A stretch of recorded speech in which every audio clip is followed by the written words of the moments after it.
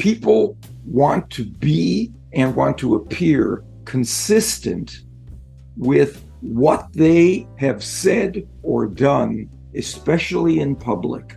Compared to saying on sale, if it said on sale this week only, or on sale only 3 per person, that doubled the effect of any other promotion that they did. One that says, and in all human cultures, this is true, we've been socialized into a rule that says you have to give back to those who have first given to you. So if somebody invites you to a party, you should invite them to one of yours. Somebody sends you a holiday card, you should send them a holiday card. And if somebody does you a favor, you owe that person a favor. Robert Cialdini is a professor emeritus of psychology and marketing at Arizona State University and is widely regarded as the godfather of influence. His first book, Influence, The Psychology of Persuasion, written almost 40 years ago, became an instant classic, selling millions of copies worldwide. His latest book, Pre-Suasion, also became a bestseller in no time. His career, however, is not limited to academia or writing. Dr. Cialdini is the founder of Influence at Work, the company that works with the biggest international brands, helping them ethically apply the principles of influence. And most recently, he co-founded Cialdini Institute, which gives everyone the same access to the top-notch training in the principles that were historically only available to the largest organizations. In this interview, we discuss Dr. Cialdini's career, his books, his ventures, and of course, his life. Before we start, subscribe to the channel so you don't miss new episodes. And now we start. When was the last time a stranger used one of the principles of influence on you, succeeded, and made you think, oh, how did I fall for it? You know, I'm not going to think about the last time because that might not be the most powerful time, but I can tell you a time that made me think very differently about the importance of understanding the influence process, that is the delivery system of a message that you have, as opposed to just the message itself. I was a university student, and I didn't have a lot of money, but there was somebody who came to my dormitory door, and he was selling a magazine subscriptions to Sports Illustrated magazine. Well, I like sports, but I'm not enough to buy a magazine that comes all the time, and I get the details and the statistics. But I walked away with a subscription to it, even though I didn't really want that magazine. And I reviewed what he did to get me to buy it.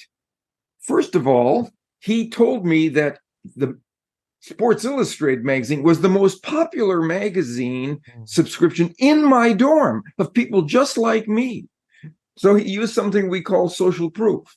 Then he told me that the experts in sports journalism have rated Sports Illustrated as the best one. So he gave me what essentially is authority information about it. Then he told me that there was a special deal that was only good for this week. And so he gave me scarcity of the dwindling availability of this thing. And I wound up buying it, even though on its merits, I didn't want it. But he did something to present those merits that pulled some psychological triggers in me that made me say yes. And I remember thinking, oh, isn't that interesting? That would be worth studying, not just out of self-defense, where I learned how to defend myself, but people would be interested in what are the factors that a communicator can put into the presentation of a message, hold the contents of the message constant, the factors in there constant, the psychological factors of the presentation of that content that influences the choices. And so that was really very early on, and it set me on the path to want to study the science of persuasion. I'm a big Charlie Munger fan, and he's been raving about the book Influence for years. So about a decade ago, I've read first version of the book. I recently discovered that in the new version, you added a new principle of influence, and it's called unity. So what is that principle, and why wasn't it in the earlier version of the book? So the principle of unity is that if a communicator can arrange for an audience to see him or her as one of them, to create a sense of we-ness or partnership, that communicator becomes significantly more likely to elicit compliance with requests, proposals, recommendations, because people say yes to those who are of them, not just like them, not just similarity. That works, being similar to somebody. That's about liking that person because we're similar. This is about belonging in a category that includes the two of us, the communicator and the audience member. And inside the boundaries of the concept of we, all influence barriers come down. I'll give you an example. There was a study done at a US university where researchers wanted to see how they could increase donations to a good cause, the United Way. And they had a young woman who was about college age, dressed like a college student, go to a heavily trafficked area of campus, set up a table, and ask passersby for contributions to the United Way. And because she was similar to them, similar looking, similar age, and so on, she was getting some contributions. She was able to increase those donations by 450% if she added one sentence to her request. It was, "I'm a student here too." That's all. That's all. Wow. It's very hard to say no to one of us, to a fellow, whatever the category is, right? And those categories include, now, so university affiliation is one of those. Hey, I'm a Lion, or I'm a Blue Devil, or I'm a Red Devil, or whatever the name is of the team. If you're one of them, people want to say yes to you. They favor you. They favor your outcomes. When I saw that research, I started to think about unity as a way that communicators sometimes increase the success of the strategies they use. And certainly, I know Charlie Munger is one of the people that you focus on. I read the Berkshire Hathaway annual letters that Buffett and Munger put out, and there's something that Buffett does and has done in the past, and that really struck me because I own some Berkshire Hathaway stock, and those guys are getting older, and I was starting to get feedback from people. You better unload your Berkshire Hathaway stock because if either of those guys aren't available, it's going to go down. Warren Buffett knew this, and in a particular, on the 50th anniversary of Berkshire Hathaway, he issued a letter to shareholders describing the prospects for the future of Berkshire Hathaway, right? And all the things that, even if he or Charlie weren't around, would stay durable and increase the effectiveness of the company. And he said, before he launched into those strengths, he said, "Now I'm going to tell you something I would tell my family members if they asked me about them." And I remember sitting back in my chair and saying, he's including me in his family? I'm one of his family? I've never sold any Berkshire stock. He told me something that was true. This is who he is. He's a man who speaks the truth. And he said, "I would treat you like one of my we group members." And it won me. And I'm glad it won me over, because a single A share of Berkshire Hathaway stock is now well over $500,000. That's the kind of idea of unity, introducing the concept of we-ness, of partnership, of similarity, of identity. So it's not just about commonalities, it's about belonging to the same identity group. And just to clarify there, so that experiment with students, student, even though it was obvious that she was student there, it is her sentence clarifying that I'm a student here too, the one that kind of triggered that reaction, right? This is such a good question, because I would say it wasn't that it clarified, it's that it brought to top of consciousness the unity connection that they had. And, I've been studying the influence process all my life, and I'm increasingly convinced that the factor that's most likely to guide behavior in a situation is not necessarily the wisest one to take into account, or the least costly, or the least effortful. It's the one at top of consciousness. It's the one that we've brought to top of mind as a communicator that then resonates and guides people's behavior most powerfully. So simply reminding people of that connection. If you don't mind, I'll give you one more example. Please, it's a personal example. A while ago, I was writing a grant proposal for funding for my research, and it had to be sent the next day.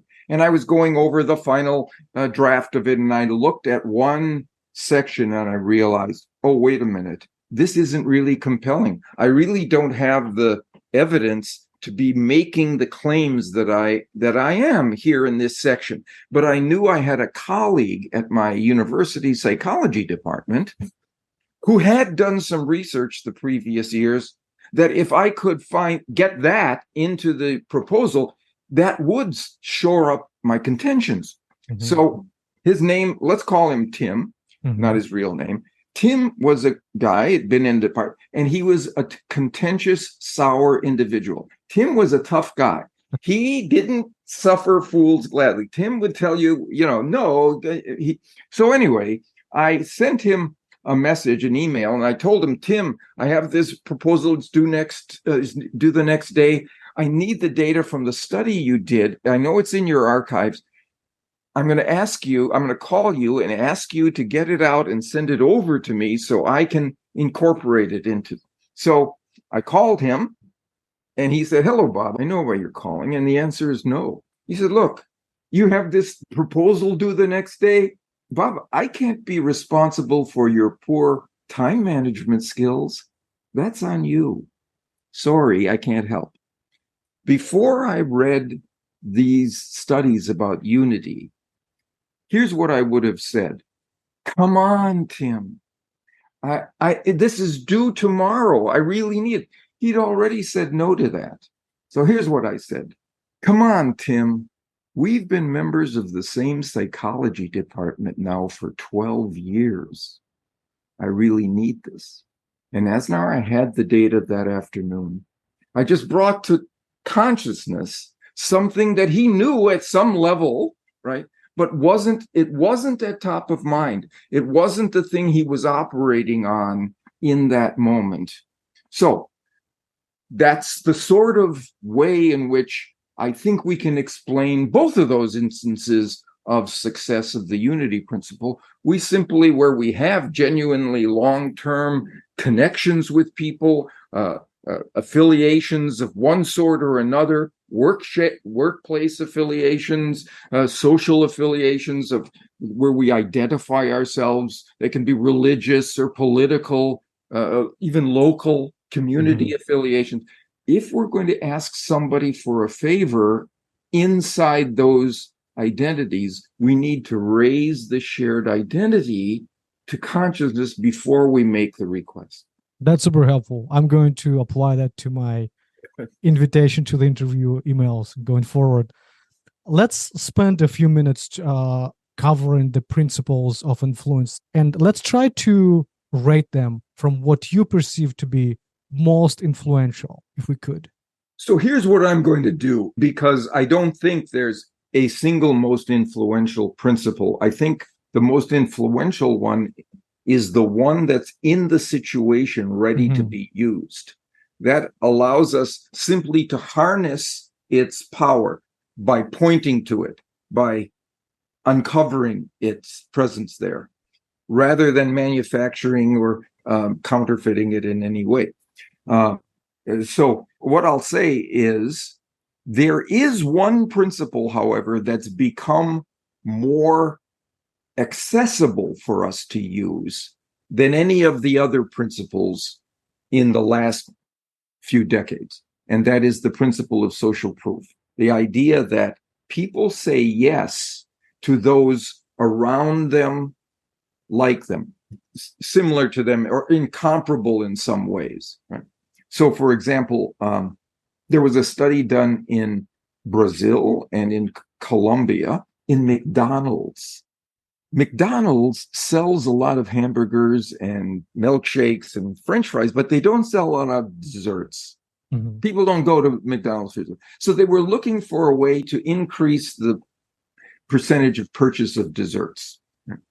And my colleague, Stephen J. Martin, who runs our UK office, was commissioned to help them. And he did the following experiment with them. For half of the people that came in during one period of time, after they made their order, this person behind the counter said, "Would you like a dessert?" That was the control condition, right? The standard condition. The other half were told, "Would you like a dessert? The McFlurry is our customer's favorite here." And dessert purchases increased by 55%, almost all of them for McFlurries, by simply telling people what is the most popular, what the people around them like them are doing. Now, this isn't unity. Other people who go to McDonald's, that's not unity. Right? Mm-hmm. That's what we call social proof. Evidence that a lot of people in my situation are making this choice. That makes it likely that it would be a good choice for me. That's the one that has become more accessible now because of the internet. Mm-hmm. We now have access to people around the world whose opinions, whose ratings, star ratings, whose reviews, whose commentary about all kinds of ideas or products or services, we can sample and we can see what we have never been able to see before the internet, right? What a lot of people who are interested in what we're interested in, or who have a similar kind of hobby or whatever it is, are saying about a particular opportunity for us. And because of that, I think this principle of social proof has skyrocketed in the extent to which we use it now. I saw an article that people who regularly purchase almost everything online, 97 or 98, I'm not remembering, but let's say it's 97, even 97. 97% of them say they check product ratings before they buy. They look at what other people have said, right? 97%?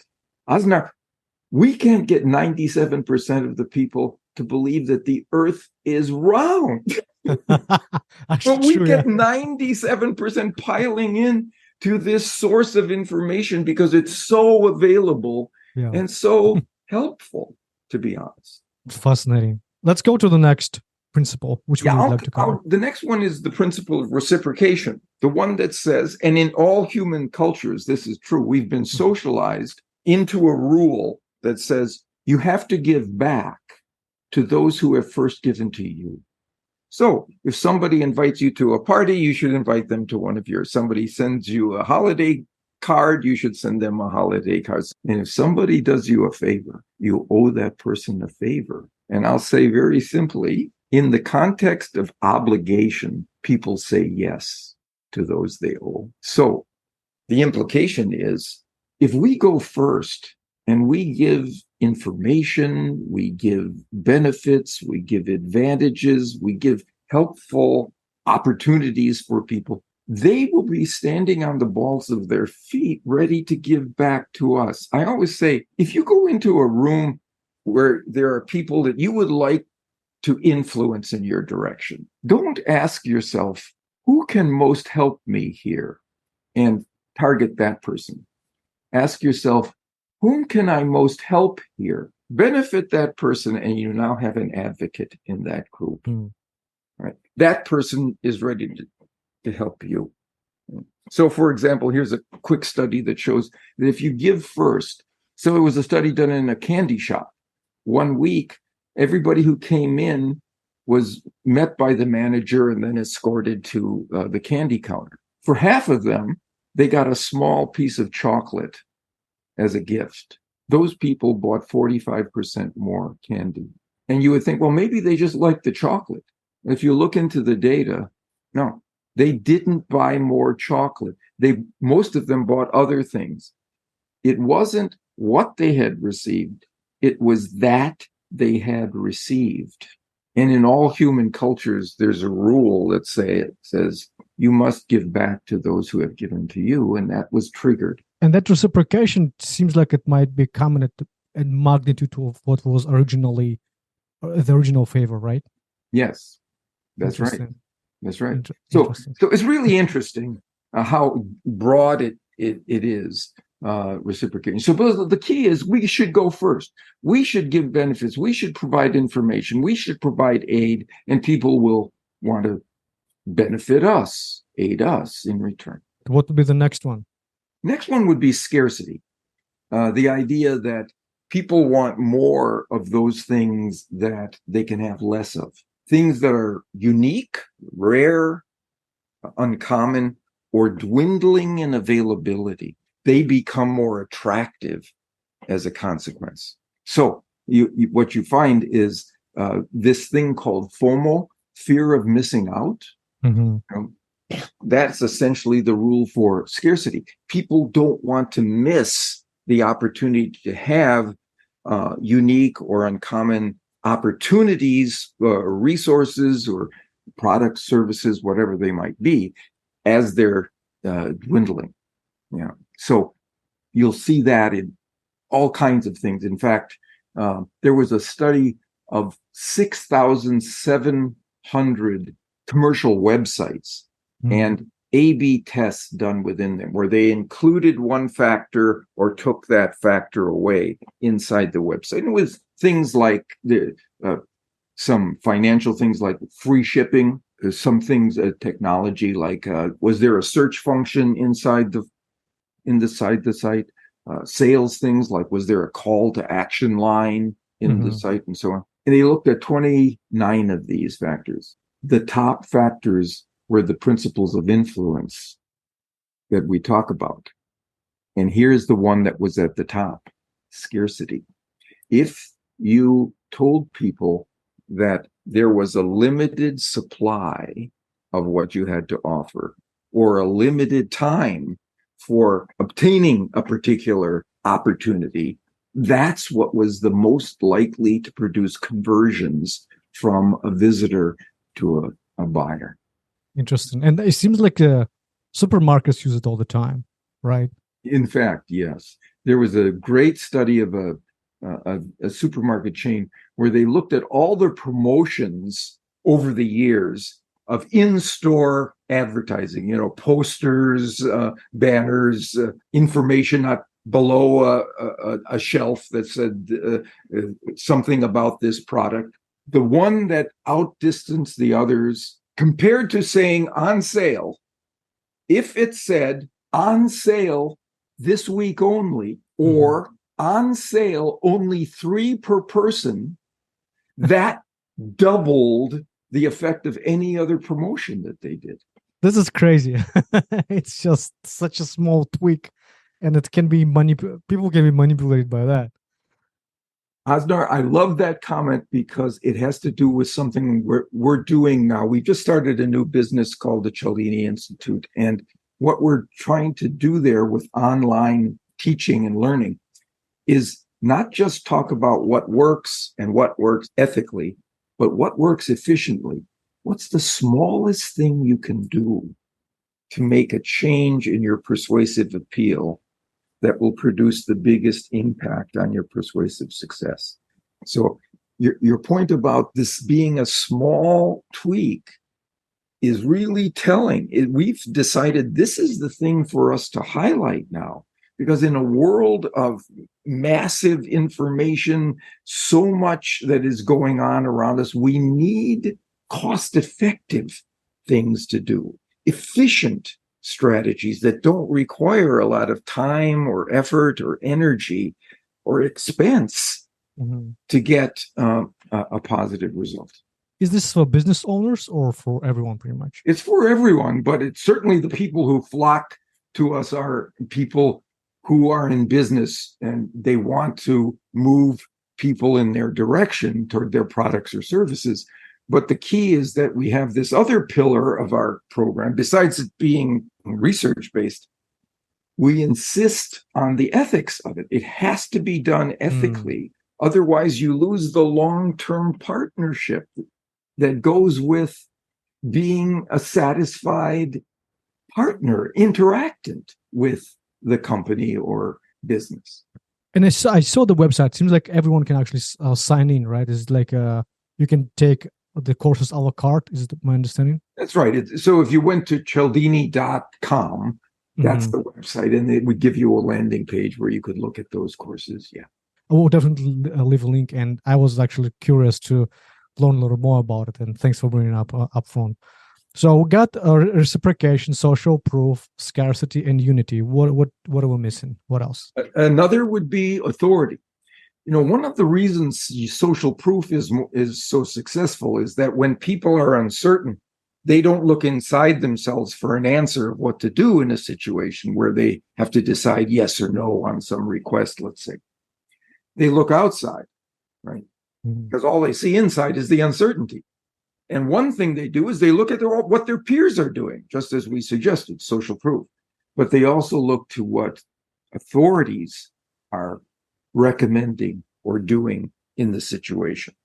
For example, there's research to show that if in a presentation you have an authority testimonial, some kind of endorsement, or some kind of statement that's consistent with what you are offering, right, from a recognized authority, you get a significant leap in the success of your message. And here's two little tweaks to that, small bigs. One is the way to increase the number, the power of authority is to increase the number of authorities. A lot of advertising and marketing organizations will tell you, if you've got a set of experts who are speaking in ways that are positive toward, take the top one, use the best one. Turns out the research says no, you use multiple authorities. And it's not that what those other marketing individuals might say, that those will dilute the best one. They will reinforce it. They will lend credence, credibility to it. So the research shows if you have multiple testifiers, you get much more compliance or success. Right? The other thing that is the small tweak is that where we put the testimonials is typically in the body of our message or at the end, or sometimes if we're on a website, there's a tab that you push to get endorsements. It should go first. The first thing you see on on a landing page should be an endorsement from either an expert or peers, so that everything you say next gains from the aura of those testimonials that you're entitled to use. Why would you bury them in some other place on your website? I think there is even a funny example in the book where there is an actor that plays a doctor. And he actually says that, I'm an actor, I play the doctor, and I recommend this medicine, something like that. And it worked. No, there's a famous commercial for pain reliever that says, I'm not a doctor, but I play one on TV. Well, that commercial ran for 15 years. It was so successful because people still had the image of him. They knew him as a doctor, a famous TV doctor. Yeah, that's how powerful authority can be. Yeah, and I think we have liking and commitment consistency Yes, left. liking, nobody would be surprised, right, that we Yeah. say yes to those we like. But here's the thing, we especially say yes to those who like us. Mm. If I'm in a situation and I want to buy an automobile, let's say, or I have a financial advisor, and I want to like that person, right? And if I do, I'll be more likely to say yes.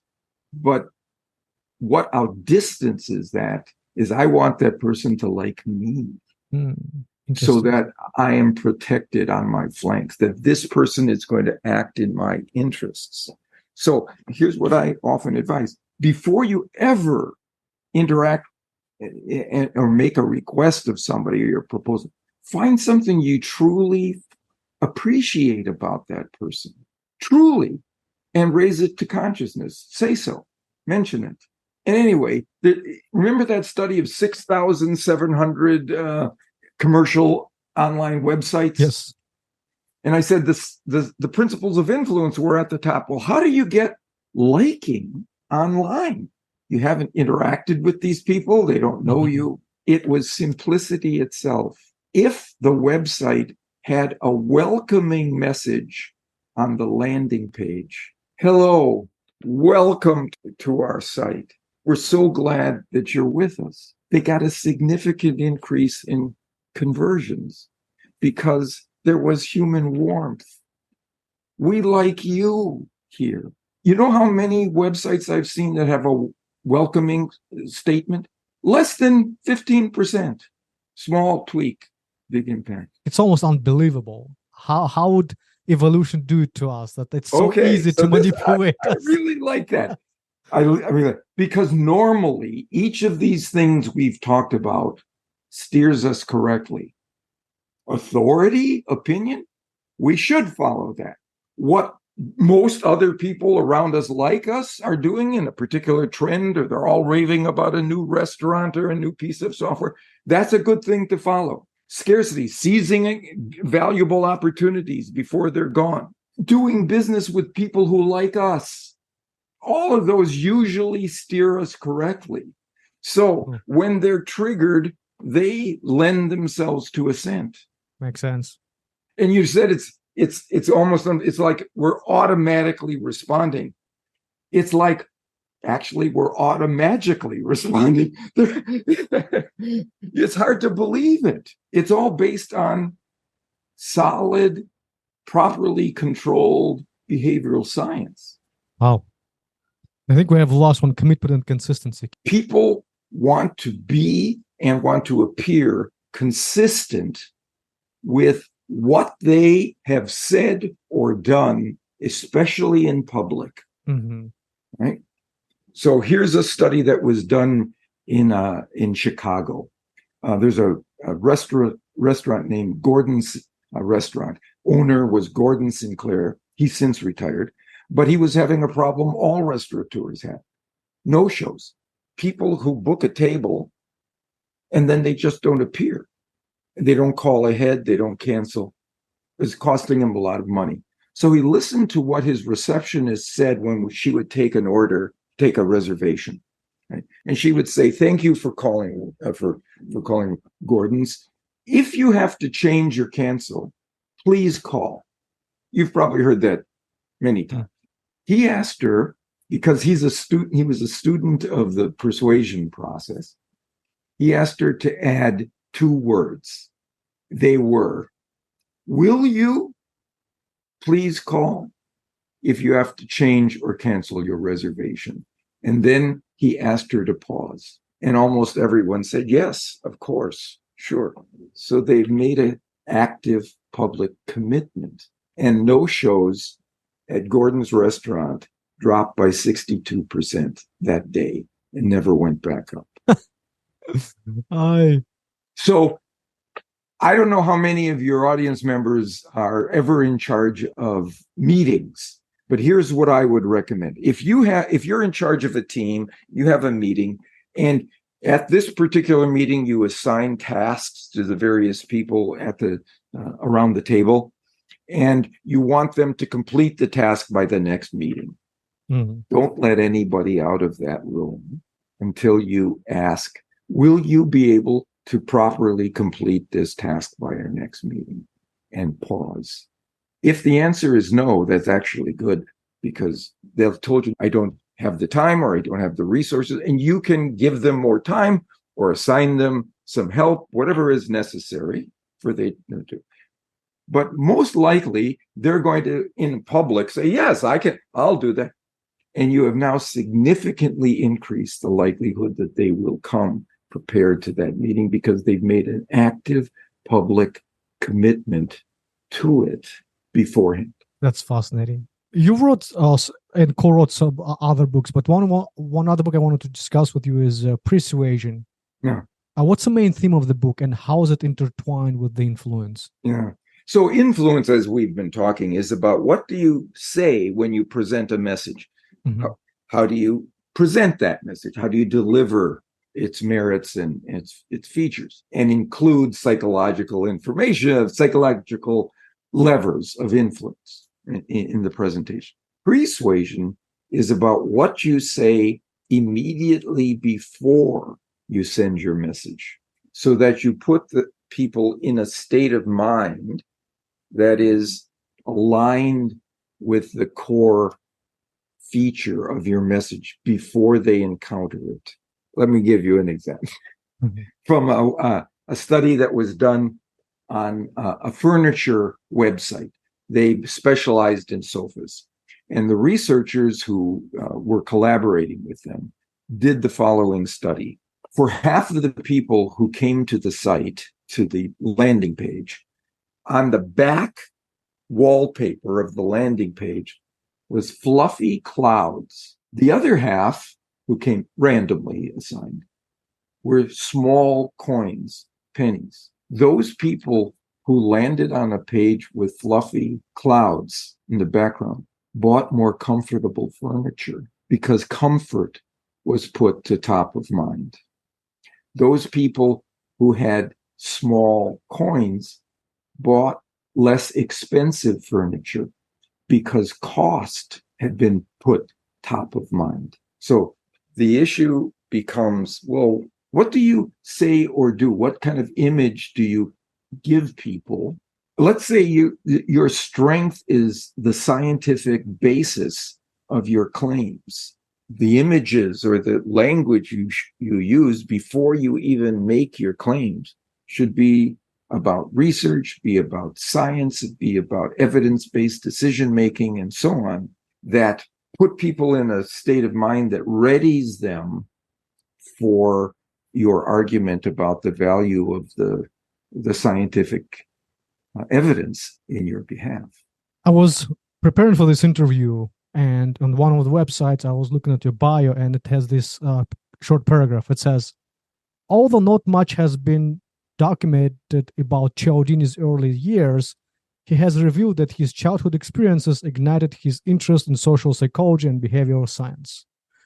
So I wanted to spend some time on the early part of the sentence where not much been documented about your early life. Yeah. You were born in Milwaukie. Yes. In the end of World War II. Describe Milwaukie of your childhood. How do you remember it? It was a very happy childhood. Milwaukie had a lot of parks and opportunities for kids to spend their time in fun activities. So I grew up there, but I also grew up in an entirely Italian family in a predominantly Polish neighborhood in a historically German city, Milwaukie, in an otherwise rural state. And here's where that early environment influenced me to be interested in influence.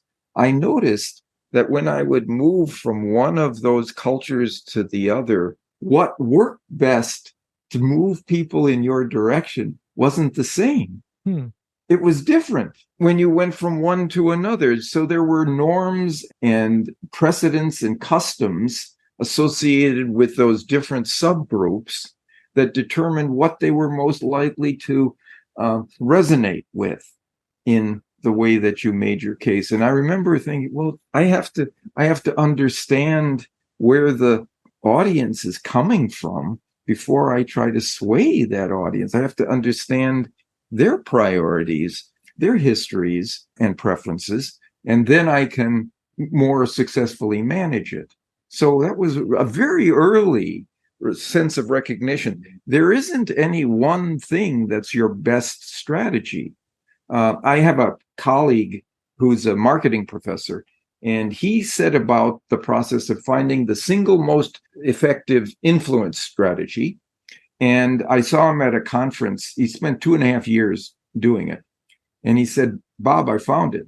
The single most effective influence strategy is not to have a single influence strategy, because that presumes that all the situations, circumstances, populations, and so on are going to be equally receptive to that approach. It's just not true. How do you compare what make Italian people tick versus Polish people tick? Well, Italian people were much more willing to be influenced by friendships and connections, intergroup connections, intra-group connections.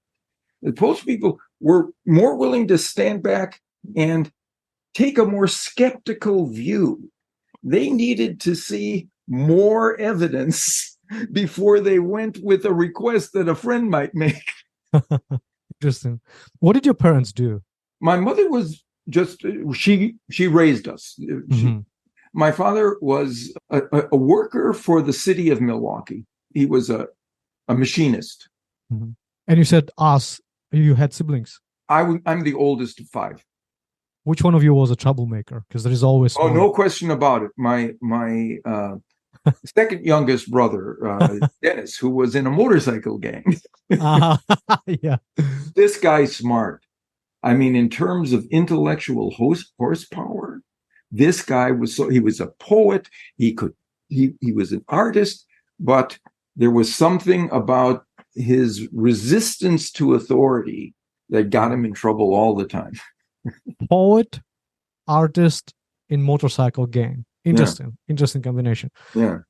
What's your favorite childhood memory? I'm going to go way back. I was in kindergarten, and it was the first week of school, and the teacher was teaching us to go around a circle with music playing and skipping. You know how you skip? Yeah. You do. And she stopped the music and she said, okay, everybody sit down and watch Bobby skip. I still remember that. That kind of acknowledgement and appreciation for someone who was maybe the third most important person in my life, a teacher who said, my family, we take family holidays every year. And last year, as a gag gift for me, they got me a blue ribbon that reminded me that I was the best skipper. Wow. At Tippecanoe Elementary School kindergarten. Because I always talk about it. That's fascinating. It still. It's such a small thing. Memory. Yeah. Yeah. Such a small thing, but it influenced you so much. Huh? Yeah, it stayed with me. And I'll tell you something that also stayed with me that had the reverse effect. I went to a parochial school, Catholic school, and in second grade, we were supposed to read a sentence. And the sentence was something like, I took a walk, right? And I read it as, I took a walk.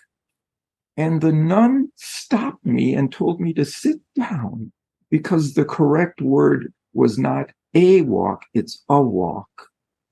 I still remember that. That's how powerful these authority figures can be on us. They have this compelling kind of influence. And where we are in authority, we have to be very careful of how we treat others. I mean, we're talking about giving compliments to people. This is the thing that I think was the greatest weakness of me, of my adult life, is that I didn't give warranted compliments to people. I can't tell you the number of times I've been sitting around a room with graduate students or fellow psychologists thinking about a research project, and somebody gives an answer, and I say to myself, geez, that was smart what Sandra just said. And I would say it to myself. And after I read this research, I realized, no. Take that praise, move it from your mind to your tongue. I can't tell you the positive consequences that have come from that, of a sense of belonging, well-being, of satisfaction for both sides. And speaking of influence, how did your parents influence you? What did you learn from them? They were very hardworking people. They didn't allow steps in a progressive advancement to be enough. You had to get to the goal. If I ever got to halfway there, I wasn't allowed to put up my feet and say, oh, okay, now it's time for some me time. No, they said, okay, well, you better keep going. You know, they were first generation Americans. They were son and daughter of immigrants. So yeah, that's how they felt. If I went to high school with you, how would I describe you as a person? So I think I would be, okay, this is a good question.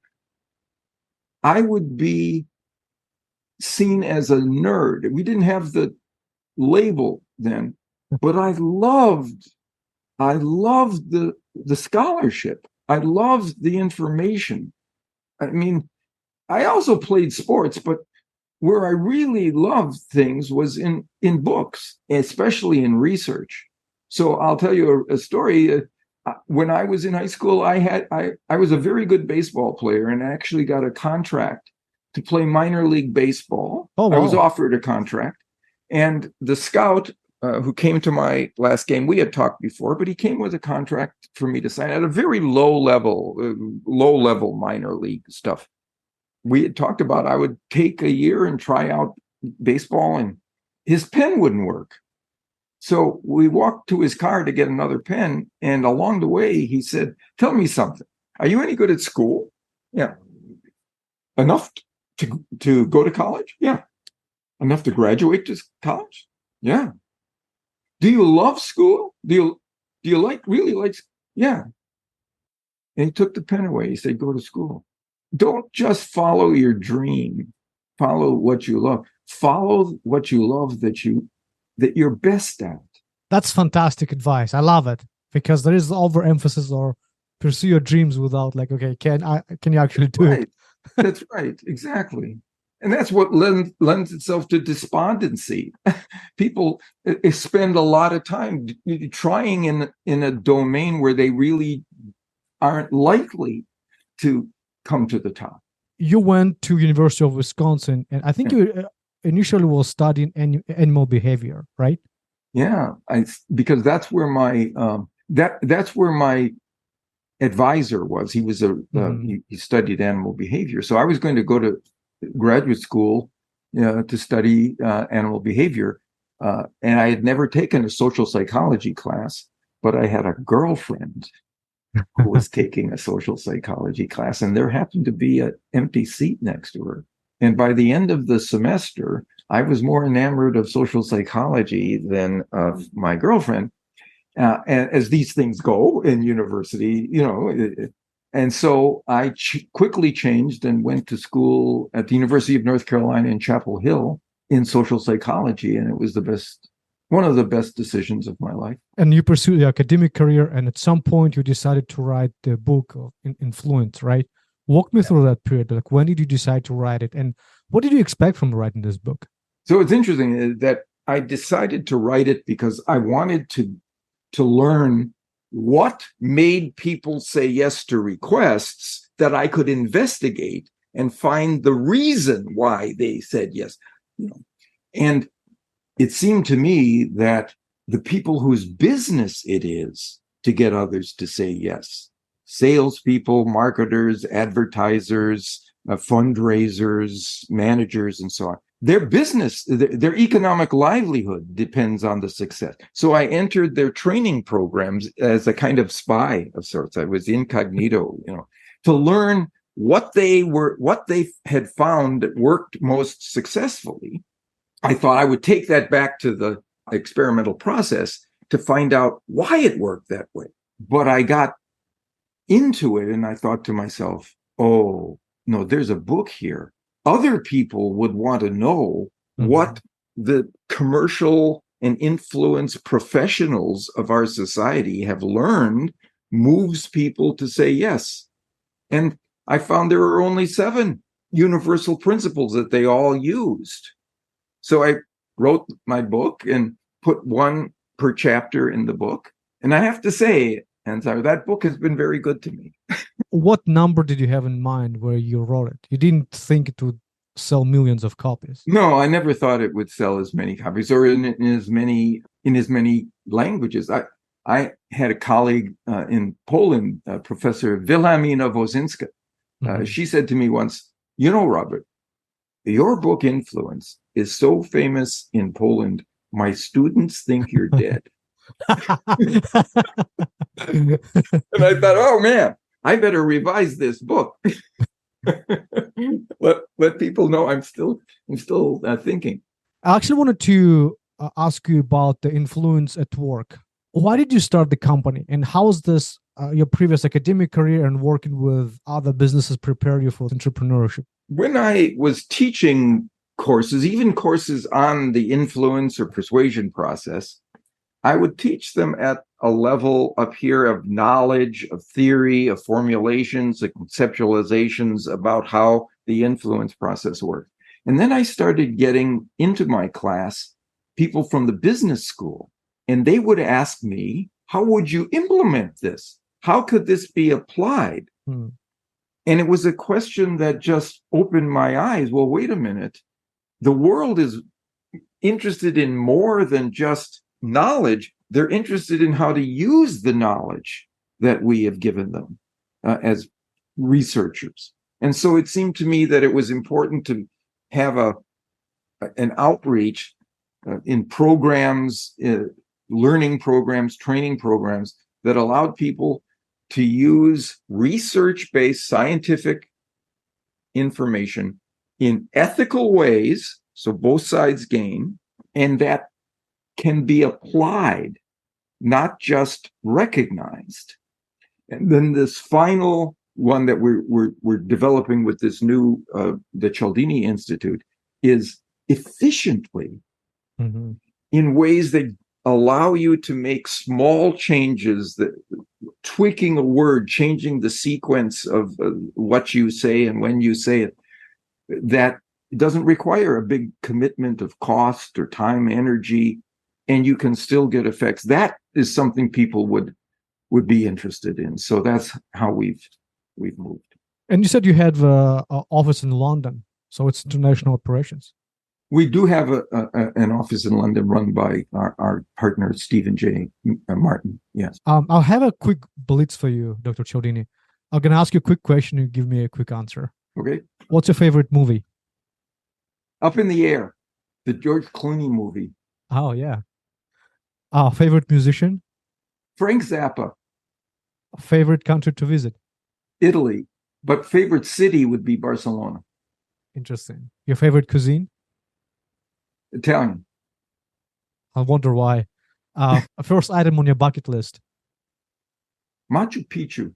And I have one last question. What life advice would you give to younger self? Okay.